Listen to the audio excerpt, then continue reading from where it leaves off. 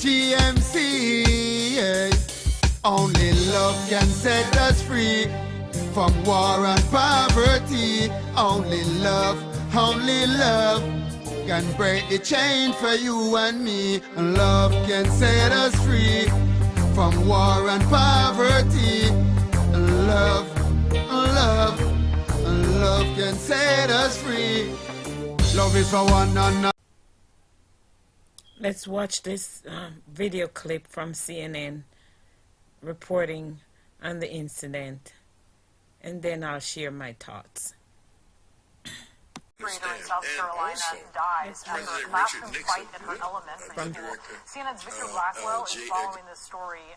And walk us through what we know here and what we don't. So there are a lot of questions here, but we do have some answers. Let me take you back to Monday afternoon at Forest Hills Elementary School in Walterboro, South Carolina, just about an hour's drive west of Charleston, where there was a fight between 10-year-old Rinayah Wright and another fifth grader. That other student has not been identified, but what we know from police is that there was an altercation between these two students, a fight, and this Rinayah Wright was sent to the nurses station there, where she was described as unconscious but breathing. Then she was sent to a local hospital, then airlifted to the Children's Hospital in Charleston, where this photograph was taken and posted by her mother. We know that just yesterday, 10-year-old Rinayah died. Now, we don't know why that has not been released by the family. There is an autopsy scheduled for tomorrow, and those answers are expected. Now, when it comes to the school, there is an executive meeting that's been going on for most of this hour where they... Hello. Welcome to Channel Talk with Anna Greenfield. I'm going to divert a little bit from what I've been focused on for the past, say, 3-4 weeks. Being a Slauson girl, the Nipsey Hussle death has really hit close to home. And so I've been feeling a certain type of way about the unanswered questions in that case. However, there are other events that are happening in the world. And Rinayah Wright from North Carolina died after a fight at school.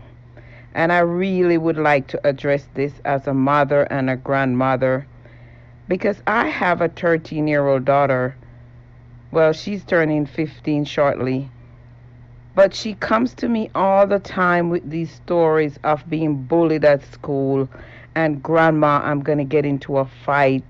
And I keep telling her, Sanaya, you are too beautiful to get into a fight. Nobody wins in a fight. And I do not know what is going on in these schools. And I really would like to address that, because this is primarily happening with girls. Girls are hating on other girls, and for no reason, are being jealous of their looks, or their clothes, or the guys who are liking them. And I really don't understand how our kids get to this. So my question is, do you know if your kid are bullying other kids at school? Do you know if your kid is a bully? These fights are primarily happening in bathrooms. They're getting together in bathrooms. They're waiting for girls to come to the bathroom, and they're ganging up on them, and they're beating the crap out of them. I don't care how bad you are. I don't care how tough you are. No one person can fight 3, 4, 5, 6, 7, 8, 9, 10 people at the same time. And this is happening way more than we know. And the teachers are looking the other way. They are pretending that they don't know that this is happening. And kids are losing their way. They are unable to focus in school. They are afraid to go to school. And this just has to stop. Are you talking to your children? Or are you encouraging it? Because a lot of this are coming from the home. And yes, I'm going to say it because it's true and it's what I've noticed is happening a lot more in the ghetto communities with the little girls that are coming from the ghetto homes. It is. They come to school with a certain mentality and they're there to take down other little girls. That little girl didn't die because she had some pre-existing condition. She died because they kicked her brains out. Of course, she's going to have a tumor in the brain.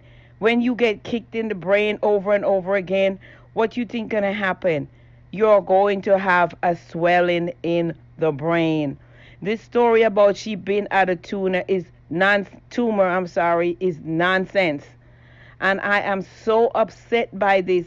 I am so upset that this could even happen to a little girl that is just there to go to school, because other little girls that comes from their gangster home with their gangster mama and their gangster auntie that is encouraging them to go to school and fight other little girls and jump other little girls because they're cowards and they can't take on no one-on-one. They won't take on a one-on-one fight.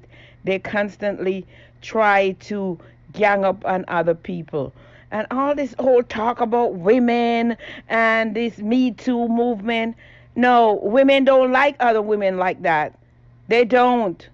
Very few. Girls don't like other little girls like that. It's not this big support of, oh, we're going to be there for each other and we're going to support each other is not true. But my main question is, do you know if your child is a gangster? Do you know if your child is a bully that is bullying other kids? Do you know? Because a lot of times you can hear when they're planning to go to school to jump other kids. Are you saying anything? Are you trying to stop it?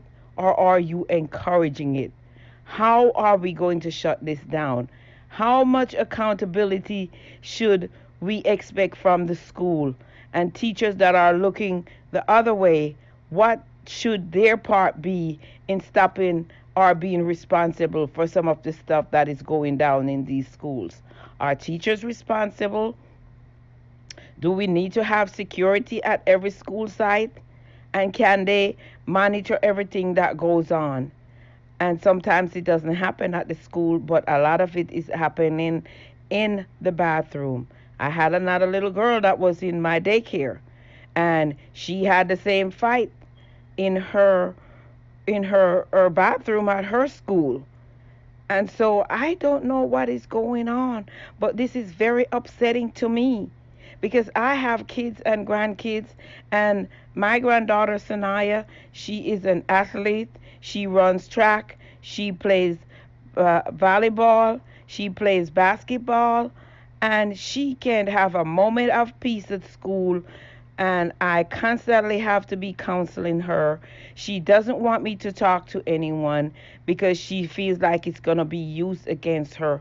How do we protect our kids from these gang of girls that are going to school planning to jump other little girls because they don't like them, they don't like the way they look, or they don't like what they wear, or they don't like who they're friends with, or some weird, crazy reason? Can anyone help me? Does anyone have any advice? Because this is getting out of control. And parents can't go to school to beat up other kids because then you're going to go to jail. You know, we want to go there sometimes because it gets to the point where you feel like I may have to take matters into my own hands to protect my child. How do you as a parent feel about little girls that are ganging up on other little girls, jumping them in bathrooms and on the way to and from school and beating the crap out of them? 10 girls and one little girl, how do you survive? They are supposed to go to jail. I am calling for jail time for them, and the school should be held responsible. It happened on their grounds. Now I need to hear from other parents. Have you had similar experience? And What method are you using to prevent it from happening again? Or what is your suggestion? How can we stop this from happening? How do we protect our children from these little monsters? Because there are little monsters out there. Trust and believe there are.